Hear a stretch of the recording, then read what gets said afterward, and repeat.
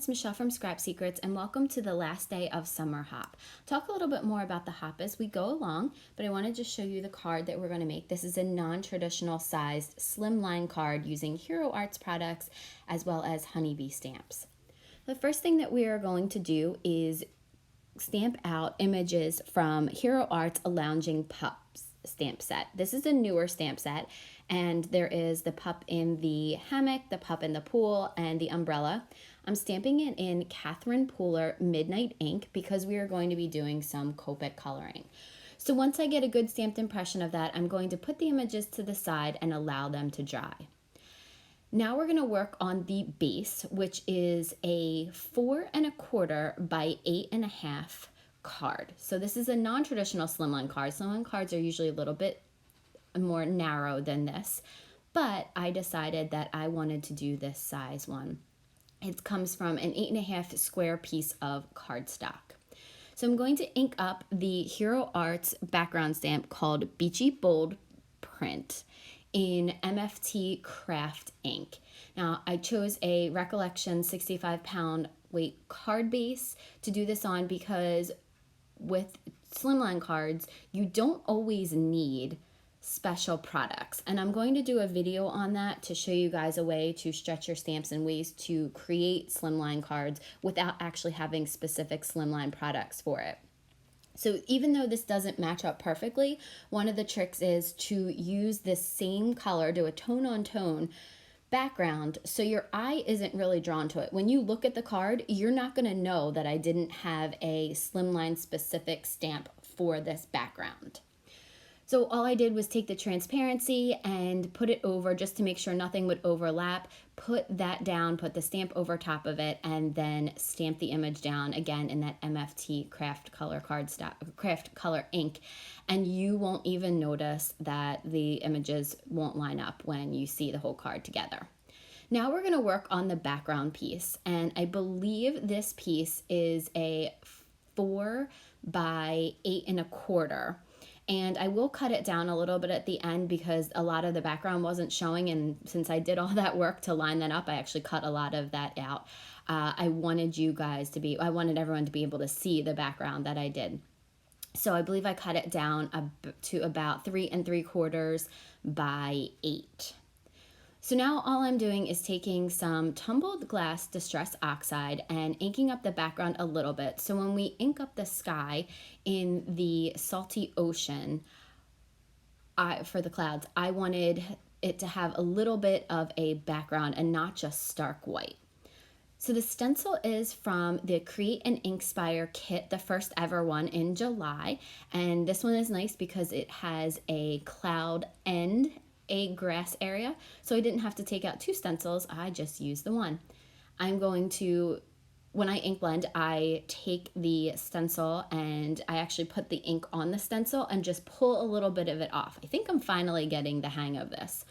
So I'm just going to move the stencil down a little bit so that the clouds don't line up exactly and there's not an even spacing between them because that's not how clouds are. And it's pretty easy to line up. They don't line up exactly, the clouds don't line up exactly, but you're not going to be able to see it. You can't tell in that I didn't use a slimline stencil to do that whole thing. Now I'm going to go over the background a little bit and just put some tumbled glass distress oxide on top of the clouds just to give them a little bit more color. I'm also going to flip the stencil over and use some more of that salty ocean to do a 4th line of clouds. And you can see that they're not lined up perfectly. The spacing is not lined up, but that's the beauty of it. It doesn't have to be.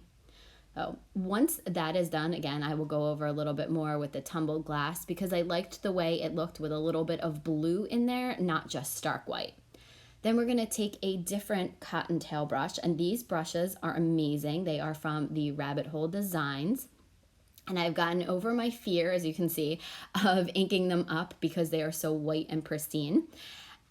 Doing the same exact thing for the grass. I'm going over the bottom with a very light hand of Peel Paint Distress Oxide, and then we are going to go in with the Lucky Clover. Now these two are very different colors, and I probably should have used something that was closer to the middle, but I actually go back over it with the peeled paint and kind of make the colors blend together a little nicely, a little bit nicer. So I was having a hard time trying to figure out how to use this stencil, and I will go back and I do some more blending. But let's talk for a second about the hop. I will have all the information for the hop listed below. It's very sad that this is the end of summer, so I hated having to make this card, even though I loved the card. I hated having to make something say that it was the last day of summer, because I love summer. But as you can tell, I have my sweater on. I do love fall too. So I am looking forward to the cooler weather, but I hate not being down the shore. So everybody on this hop will have something that has to do with the last day of summer. So I can't wait to see everything, but I will have the next person on the hop linked below, as well as all of the hop information in the more information section. So please be sure to check it out and to hop along with us. So now we're getting into the Copic coloring part, and again, I will just talk you guys through the colors. I don't do anything special. I'm not great with coloring. The pool that colors that I used are RV25 and RV29. They're those like pinkish red colors. I also used, for the purple that you won't see, though you won't really see me coloring, the BV04, BV13, and BV34. And then I do have a bunch of different BG Copic markers out there, but I don't end up using them. The ones that I end up using are BG10, BG11, and BG13. So the BG10 is what I'm going to use to color in the dots. And the dogs were colored in with E44 and E74 for the dog in the pool. And then for the dog that is in the hammock, I used W5, W3, and W0 to color him in, to do the shading. So I colored the circles with BG10 and then went in with BG11 and gave it a little bit of shading. So you're only really going to see me color in the pool and then the hammock. So again, I am not great with Copic coloring, so don't follow what I do. I just kind of do what I think would look right. But I wanted to keep within that same color family to do that pink, that minty teal, and then the purple. So I'll do that on the umbrella as well. The biggest piece of the umbrella, the one that's on the front, there's not a lot of purple on the card, so I specifically chose that one to do the purple to tie everything all together. So I hope that you guys are enjoying this. I hope that you're hopping along and seeing some great new artists. There are a bunch of super talented artists that are involved in our hop, and I can't wait to see everything that everyone has put together for this. So now we are going to move on to the sentiment. This is the Honeybee Stamps Summer stamp set, and it says Summer Fun in the Sun, and I just wanted to make sure that I had all of the sentiment was where I needed it to be so that it wouldn't overlap with any of my characters. And then you'll see that I did a sun, so I used Squeeze Lemonade and Distress Oxide on that. There was a smudge at the top. There was actually a couple smudges on that, and I was trying to disguise those. So that's why I placed the dogs where I did, and then I created a sun because it says fun in the sun. So you kind of had to have a sun in the picture.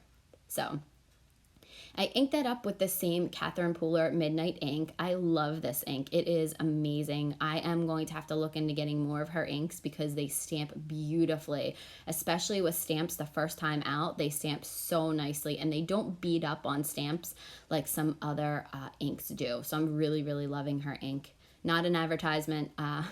Don't work for her. Don't get anything from it. I just really am happy with the ink. Now we're going to be using the MFT On Pointe Precision Glue to put a little bit of glue on the back of the sun and hide that mistake that's up there. And now we're just going to place the images down where I want them. And I apologize for the camera shaking. I hit the table. So that happens a lot. So now I'm just using the MFT On Pointe Precision Glue again to put a little bit of glue on the back of the images. I like this glue because it dries clear. So I do like this. I am excited to use the Honeybee Stamps glue as well. It looks like it's a very similar formula, but it's twice the size, and I don't think it's twice the price. So I got the MFT one for free. So I don't know much about it. So I just kept that umbrella in place so that I knew where it would go. And I'm just gonna fold it up a little bit to just put a little bit of glue on there. Luckily enough, that didn't ruin the holder, the umbrella holder, like the stand. I did fussy cut these images and then use a black marker to go around the whole entire thing to just to make sure that the edges were covered, and it makes it look a little bit more professional. Now I'm going to take my ATG and run glue over the back of it and put it on the base. See, you can see more of the card base here, and you can't even tell where that line was, where the patterns don't exactly match up. So that's the card. Now I'm going to show you, you could make your own envelope. You could undo a business size envelope, or you can use an envelope punch board. That's what I decided to do because my card was not a traditional size card. So I used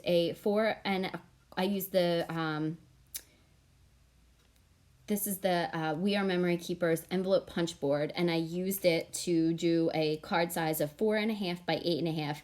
I cut a piece of paper down to 10.5 by 10.5, and then on the envelope punch board, you start the score line at 3 3/4. But you can tell with the first one, there wasn't enough room, so there was not enough room on the board, so I actually pulled out my scoreboard, lined it up, and did that. And then all you do is once those lines are complete, you actually put them back in, and there's a score line on the left-hand side, and you put that back in and you punch at the top, and then you continue to go around all 4 sides. Now with mine, I went in and did the side first so that the images were to their side. If you have a pattern paper, it does matter what side you start on. So I'm just figuring that out. I actually started so the pattern was on its side. And now I'm using the corner rounder at the very top to round all the corners for the envelopes. And then I will fold them all back and burnish the score marks with the tool that's included in there. I do love my score, my Teflon bone folder, and I probably should have used it on this. Now see that point is all the way at the top. I actually do later on create a score mark and glue that down to the inside. So I fold it in so that it's not that wide, because if you look at it, it goes all the way to the top. So there you go. There's the envelope. So that you won't see that in the video. I didn't do it until afterwards. But then I'm just going to see that part right there. That's what I was saying. You could score, fold that down, and glue it inside. So not to the envelope, but inside to itself, so that you have so that it looks nicer. So that is everything, and you'll see that the card fits in there very nicely. And there you go. I'm talking about that again. And then you can just use your own tape or glue and seal it. So this is the card. Thank you guys so much for watching. Hop along with us, and I will see you again real soon for another video.